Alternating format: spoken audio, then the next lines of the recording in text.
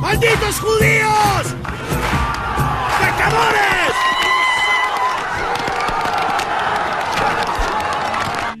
Son solo un montón de matones, un puñado de animales. Joran, mi estimado amigo, calma. Que el obispo Cyril hable en su propia defensa. Alcalde, nuestro bendito Parabalani, y aquellos al que él acaba de llamar las bestias de carga, dedican sus vidas a transportar cargas dolorosas. La hoja de metal, leprosos. ¡Piedras! ¡Llevaban piedras! Entraron en el teatro sabiendo que no haríamos nada para defendernos, porque ese día era sábado. El sábado debe honrar a Dios en sus sinagogas en vez de devorar los dulces en el teatro. Por eso las piedras cayeron sobre usted. ¿Oyó usted eso, alcalde? Ahora nos está amenazando. ¡Esto es demasiado! Amigos, hay más cosas que nos unen de las que nos separan. Somos hermanos, todos hermanos. ¿Qué serían los cristianos sin los judíos? Jesús era un judío. Jesús era un judío.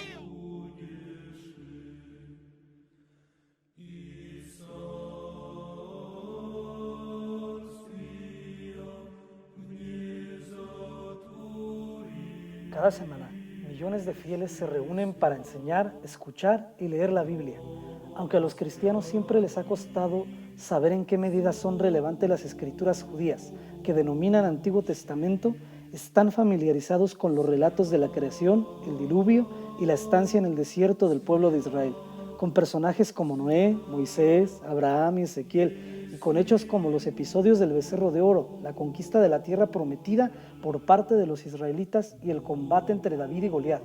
No obstante, son menos quienes habrán reflexionado sobre el modo en que surgieron esas historias, o la manera en que se formaron los libros bíblicos tal como los conocemos.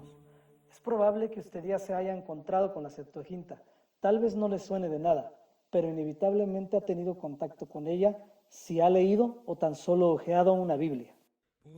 La Septuaginta, la palabra de Dios en las palabras de los hombres.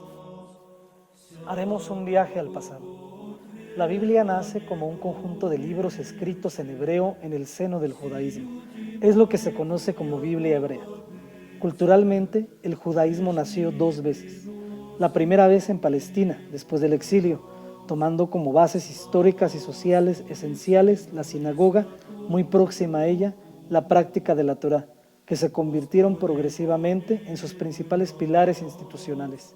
Su segundo nacimiento tuvo lugar en la diáspora, y más concretamente en Alejandría, donde se había organizado y desarrollado ampliamente una numerosa colonia judía desde el siglo III a.C. El judaísmo helenístico de expresión griega fue sobre todo en Alejandría donde se desarrolló. Los judíos, tanto en la vida privada como en el culto, hablaban griego hasta olvidar completamente la lengua de sus mayores. Antes de las conquistas de Alejandro, judíos y griegos apenas se conocían, pero con la llegada del helenismo, los judíos empiezan a conocer a los griegos y su pujante tradición cultural, y quedaron fascinados. Se inicia una nueva época en la historia de los judíos de Egipto y también una nueva forma de ver el judaísmo. Habitantes de la ciudad, aunque sin llegar a ser, salvo a excepciones, ciudadanos como los griegos disfrutarán de una existencia autónoma y se regirán por su ley con validez jurídica reconocida por la administración de los lágidas. Con mayor propiedad, la investigación ciñe esta versión únicamente a los primeros 5 libros de la Biblia hebrea, colección conocida como Torá o Pentateuco. Aunque usamos el término Septuaginta para el corpus griego en general, contemplando los textos traducidos del hebreo al griego y también los de producción original en lengua griega, que surgieron durante el periodo estimado a partir de la primera mitad del siglo III y hasta el cambio de era. Así, el contexto cultural tiene por presupuesto la Alejandría tolemaica del siglo III a.C., centro intelectual del helenismo, ideal universalista de cultura, fundado con la expansión del imperio de Alejandro Magno por todo el mundo conocido. Desde el exilio babilónico, descrito en las fuentes bíblicas, se suponen diversas oleadas de migraciones judías a Egipto, pero es a inicios del siglo III a.C. que la importancia de la comunidad judía de Alejandría, helenizada no solo por la lengua, sino también por un avanzado tránsito cultural, se hace patente al desembocar en el primer ejemplo de traducción de todo un cuerpo de literatura sagrada, legal, histórica y poética de un pueblo y de una lengua del mundo cultural semítico a la lengua de la cultura griega clásica. Este ambiente judío helénico, dentro y fuera de Egipto, fue la cuna intelectual no solo para el nacimiento de la traducción griega de los libros hebreos, sino también para las discusiones teológicas en torno a su carácter de literatura inspirada. Pero, ¿cuál es el origen de esta traducción? Los orígenes de la primera versión de la Biblia al griego, la traducción de la Torá o Pentateuco, sigue siendo un enigma. Los motivos y circunstancias de la traducción se narran en la legendaria Carta de Aristeas, un escrito pseudoepigráfico de finales del siglo II a.C. Mediante una ficción literaria se describe de manera escueta cómo fue realizada en la ciudad de Alejandría. La traducción del Pentateuco por un grupo de eruditos, 6 por cada una de las 12 tribus de Israel, enviados desde Jerusalén por el sacerdote Eleazar. El rey Ptolomeo pretende reunir en su recién fundada biblioteca del museo todos los escritos del mundo, razón por la que encarga al bibliotecario Demetrio Falerón poner en marcha esta ambiciosa empresa. Al constatar que faltan los escritos de la ley judía, remite una embajada a Jerusalén para obtener un ejemplar genuino de la ley y sabios competentes que lleven a cabo la traducción.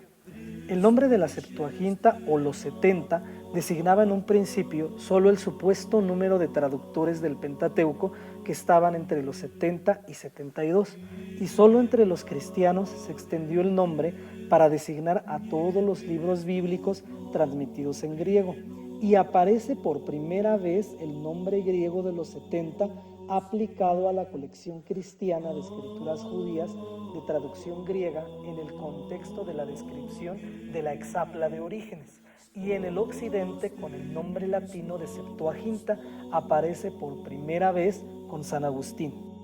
El origen de la Biblia de los 70 lo podemos ubicar en torno al siglo IV, III antes de Cristo. Hay un famosísimo documento que se llama la Carta de Aristeas, que trata de explicar el origen de esa Biblia, pero en realidad la Biblia es traducida, seguramente cada libro por un traductor diferente a lo largo de un periodo que abarca entre 200 y 300 años, desde esa época hasta el periodo intertestamentario. Hablamos del siglo I antes de Cristo al siglo I después de Cristo, donde tenemos las traducciones. Primero se traduce el Pentateuco y después se van traduciendo pues el resto de los libros de la Tanaj, volvemos a decir,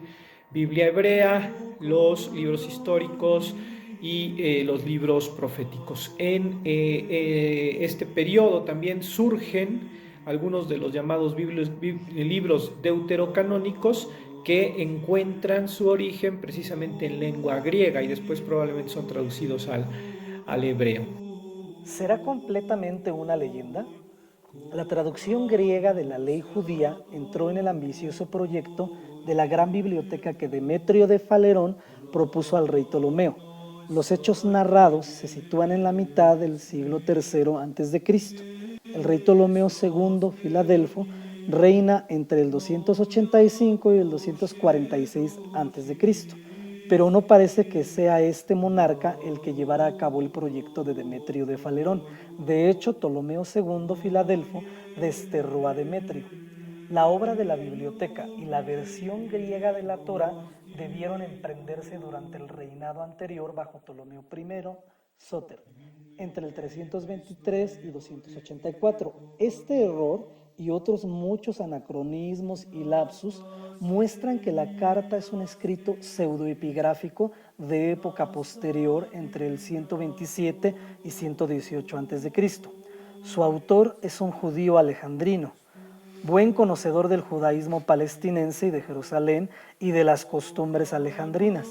Históricamente, el proceso de la traducción descrita en la carta es claramente legendario, simbolizando una concordia de todo Israel. En la traducción, 6 representantes de cada tribu, 72, que equivalen a los 70 ancianos de Números 11:24. Cuenta la carta de Aristeas que cuando en la presencia de los traductores, Demetrio leyó en voz alta la versión griega a la comunidad judía de Alejandría. Todos coincidieron en que era correcta, de una precisión extraordinaria y que convenía preservarla.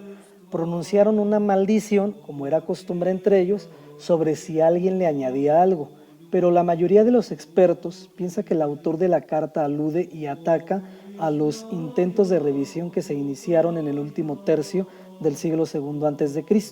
para subsanar las discrepancias de la Septuaginta respecto al texto hebreo. Es cierto que tanto la Biblia griega como la hebrea diferían en numerosos puntos.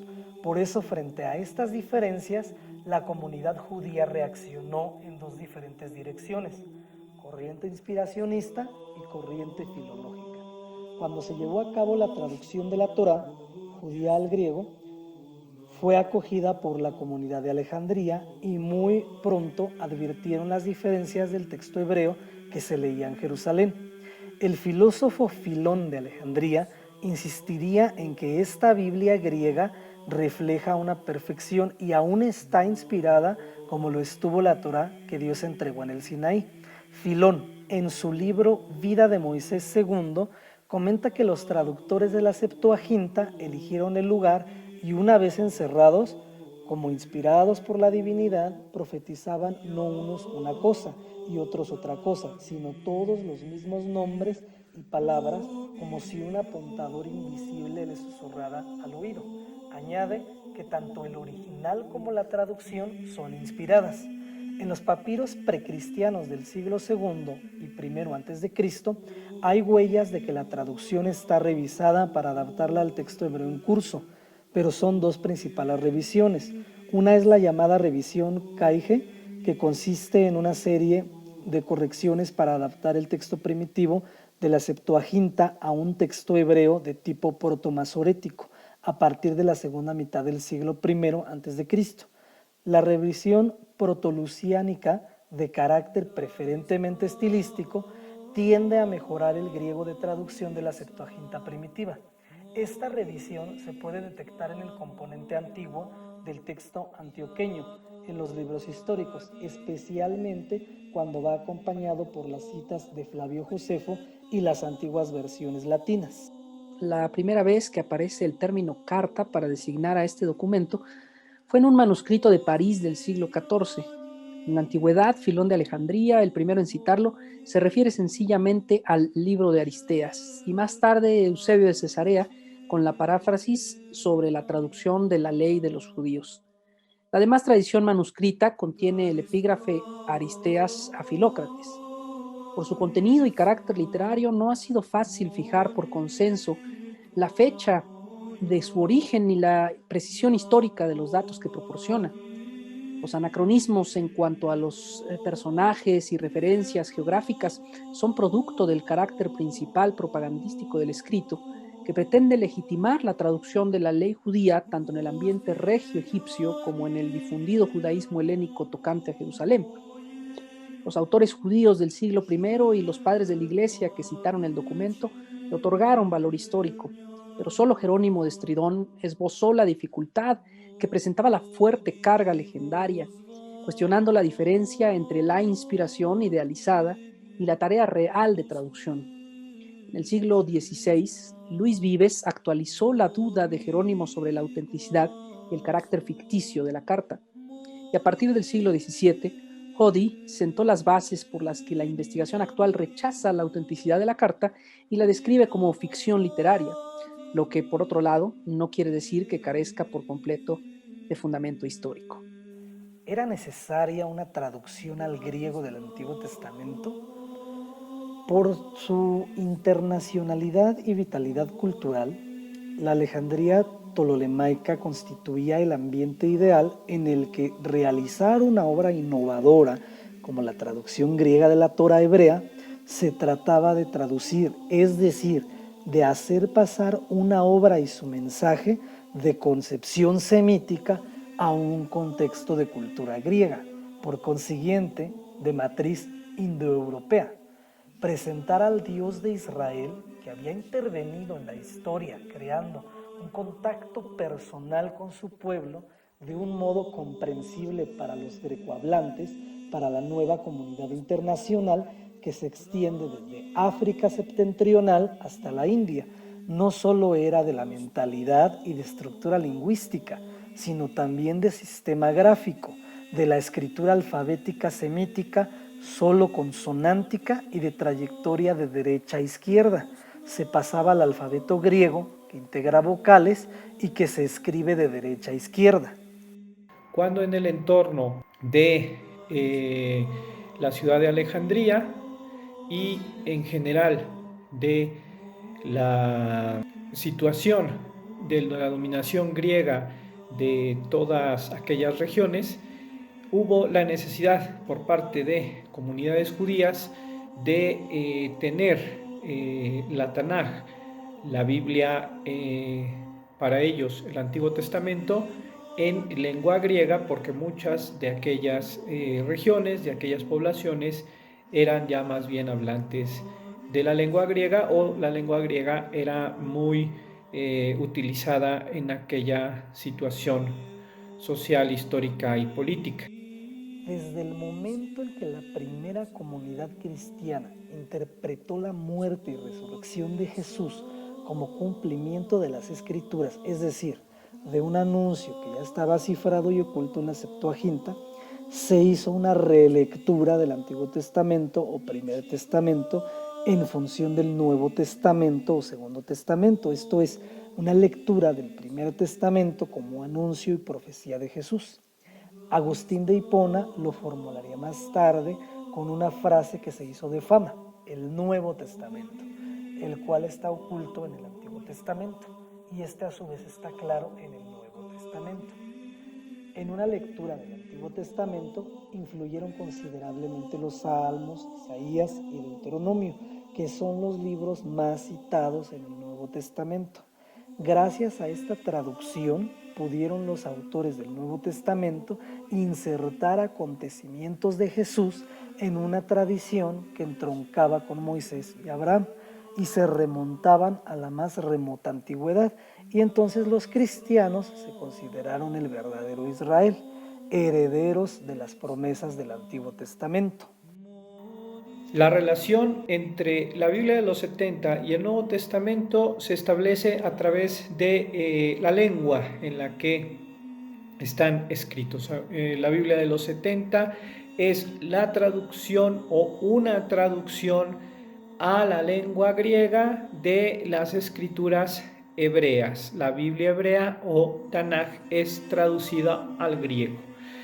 Esta traducción, que se va formando a lo largo de 2 o 3 siglos, el siglo III antes de Cristo a el periodo intertestamentario, va quedando como esa traducción mejor o más utilizada por las comunidades judías y llega al periodo intertestamentario, al siglo I de nuestra era, y a partir de la cuarta década del siglo I, cuando Jesús y los apóstoles inauguran la misión y se van expandiendo las comunidades cristianas, muchas de estas comunidades, o prácticamente la totalidad de estas comunidades cristianas, que viven en toda el área palestina, pero también en la diáspora, adoptan, siendo el griego koiné la lengua,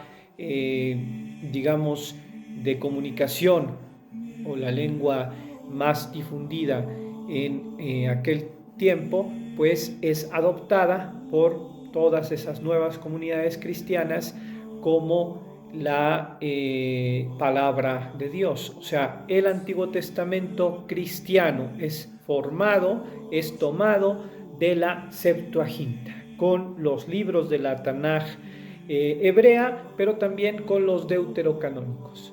Y los cristianos, como sabemos, pues van los apóstoles, discípulos, van elaborando, de algunos sabemos que conocemos los nombres, de otros no, hasta formar los 27 libros del Nuevo Testamento, y de esta forma se configura la Biblia cristiana, con la Biblia judía Antiguo Testamento, que es la versión de los 70, o sea, en lengua griega, y el Nuevo Testamento, que son los escritos que en su conjunto pues forman ya la Biblia cristiana. El descubrimiento de los textos de Qumran ha influido determinantemente en los estudios de la crítica textual y de la historia del texto del Antiguo Testamento. Justo en aquellos libros, en la Septuaginta, se distancian fuertemente del texto masorético. En algún caso, la comparación con los fragmentos de Qumran y el texto de los 70 han dado el siguiente resultado. Los 70 transmiten en tradición griega una forma textual específica cuyas diferencias cuantitativas con respecto al texto masorético no debe atribuirse al traductor. La diferencia implica más bien un texto hebreo no era idéntico al tardío texto masorético. Tal es el caso del libro de Jeremías, cuya versión es breve en la Septuaginta y está atestiguada también en los fragmentos de Qumran, sobre todo en 4QJR. Asimismo, en algunos fragmentos de Qumran de los libros de Samuel y Reyes muestran una gran proximidad con la tradición textual que conocen los 70. La discusión sobre estas cuestiones no se ha concluido aún. Los escritos de los 70, en cuyo fondo se encuentra una fuente hebrea, revelan numerosas particularidades teológicas y literarias que merecen un estudio detallado. De hecho, los textos de la Septuaginta no solamente son un testimonio de la historia del texto del Antiguo Testamento, sino que brindan también una mirada sobre el mundo de las comunidades judeo-helenísticas y sobre sus ideas teológicas, y permiten deducir las relaciones de estas comunidades con el judaísmo de lengua hebrea o aramea, como también con su ambiente helenístico. Los escritos de la Septuaginta constituyen un texto de referencia fundamental de la Biblia y en muchos casos el único, no solo para los autores del Nuevo Testamento, sino también para los de la denominada literatura intertestamentaria, como Filón de Alejandría y Flavio Josefo, y posteriormente los padres griegos de la Iglesia. Numerosos detalles terminológicos y de contenido de estos escritos son comprensibles solo cuando se tiene en cuenta el conjunto de su trasfondo griego. En esta perspectiva podría hacerse una pregunta que es importante para la historia de la teología judía y también para la cristiana posterior. ¿De qué formas hablan de Dios los textos de la Septuaginta? ¿Introduce nuevos términos o acentos de contenidos que son ajenos al texto bíblico hebreo? Una de ellas es el problema del lenguaje antropomórfico.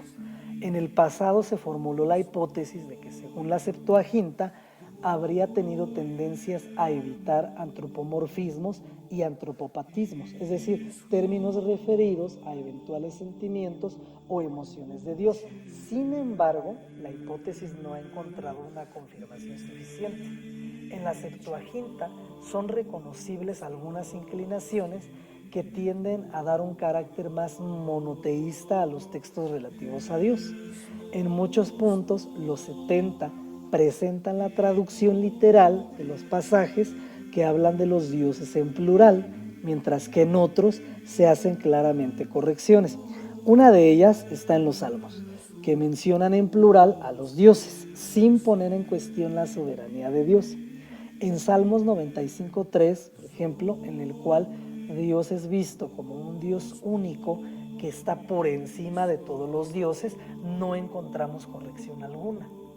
Los 70 tuvieron una preferencia hacia la idea de la naturaleza incomparable de Dios, que se nota en pasajes como el Salmos 82:2. En el texto masorético leemos: «Oh Dios, no calles», mientras la Septuaginta convierte esta oración en una pregunta retórica: «Oh Dios, ¿quién se puede comparar a ti?». La discusión teológico-exegética sobre la Septuaginta se daba en torno a sus diferencias con el texto hebreo medieval. Los escribas, rabinos de la Edad Media, conservaron cierto texto y además lo vocalizaron. Y muchas veces ese texto no es igual a los manuscritos más antiguos de la Septuaginta. Muchos pensaban que la Septuaginta era una mala traducción o que era una paráfrasis que había cambiado con cierta libertad algunos pasajes, hasta que se descubrieron los rollos del Mar Muerto y se vio que en muchos casos el texto hebreo más antiguo, anterior por supuesto a la Edad Media, era más afín a los pasajes de la Biblia griega de la Septuaginta y que no solamente coincidía en algunas ocasiones con los rollos del Mar Muerto, sino también con las variantes que había, por ejemplo, en el Pentateuco samaritano. Así que se renueva esta discusión. Nuevamente, valga la redundancia, hay que volver a estudiar las variantes textuales de los tiempos de Cristo, más o menos, en cuanto al texto hebreo, para saber de qué manuscritos pudo surgir la Septuaginta y el porqué de muchas de las diferencias con el texto hebreo medieval, que por supuesto es posterior en prácticamente 10 siglos. Dos valores de la Septuaginta son especialmente importantes: su valor crítico como testimonio de una original hebrea divergente del masorético y su valor exegético como traducción que refleja tradiciones originarias del judaísmo helenístico. El estudio de los manuscritos del Mar Muerto ha revalorizado la versión de los 70. Muchas de las lecturas divergentes del texto masorético están atestiguadas en los manuscritos bíblicos hallados en Qumran. Así se ha confirmado, sin duda alguna, la hipótesis de la fluidez textual anterior a la unificación rabínica. La Septuaginta traduce en alguno de sus libros un texto diferente del masorético. La eclosión de los estudios targúmicos que sigue al descubrimiento del manuscrito Neofiti revaloriza también la versión de los 70 como obra exegética al descubrirse en su traducción muchos de los principios y recursos que usará la sinagoga y el Midrash. Esta traducción tiene importancia en sí misma como testigo del griego helenístico, del griego koiné. La comparación con los papiros de la época muestra que la lengua es genuinamente griega. Fue la Biblia de los cristianos. En ella encontramos arsenal de términos y conceptos para transmitir el nuevo mensaje. Eclesia y ágape, tan característicos de la teología cristiana, son términos acuñados por los traductores de esta Biblia. Los mismos autores del Nuevo Testamento usaron la Septuaginta para sus citas bíblicas. Fue la conexión que hizo el paso del judaísmo a las formaciones cristianas. La razón porque la Septuaginta hoy es digna de ser estudiada en cuanto a el carácter, las cualidades de su traducción, tiene que ver con que el Nuevo Testamento surge en la lengua, el léxico de la Septuaginta. Es decir, no solamente es un quiní, un griego común, el del Nuevo Testamento y el del Antiguo Testamento griego, la Septuaginta, sino que el vocabulario, el léxico, los términos más comunes son los mismos en ambos escritos, pero además la teología. La teología del Nuevo Testamento deriva directamente de la teología implícita o explícita en la manera de vertir el texto hebreo del Antiguo Testamento al griego en la Septuaginta. Este nexo tan íntimo entre la Septuaginta y el Nuevo Testamento le da un gran valor a la Biblia Septuaginta. Pero además, la libertad, a la vez que la minuciosidad, para haber bebido de diferentes manuscritos hebreos. Por supuesto, la Septuaginta es de distintas calidades porque hay diferentes traductores de diferentes épocas, pero en lo general, la minuciosidad para vertir de los textos hebreos y al mismo tiempo esa libertad para usarlos, para cotejarlos o para explicar los pasajes oscuros, nos provee cuando menos de un desafío, de una teoría de la traducción que tendría que seguir siendo aplicable a una época como la nuestra, donde seguimos revisando versiones de la Biblia en las lenguas mayoritarias y también incluso traduciendo a lenguas indígenas o a otros idiomas en los que todavía la Biblia no existe. Así que todavía la Septuaginta continúa siendo un modelo, un factor importante a tomar en cuenta en la tarea de traducción por todos aquellos que se dedican a las ciencias bíblicas, a la lingüística y a la teología. Hoy, frente al reto que supone el trabajo de traducción a las más de 3,000 lenguas que aún no tienen Biblias, la Septuaginta será un faro que refresque los conceptos traductológicos en relación con la incorrupción del mensaje, a pesar de las diferencias filológicas inherentes a la transmisión de los textos y a pesar de la dificultad de trasladar conceptos y belleza desde una lengua a otra. Traerá nuevas reflexiones favorables a la unidad de los cristianos, al recordarnos el proceso de la formación del texto, para superar la bibliolatría y valorar la historia de las traducciones, además de aportar la comprensión de la historia de la formación del canon, para reconocer los límites flexibles de las distintas confesiones desde el origen, cuando no existía una conciencia clara de los libros que integrarían la lista del canon.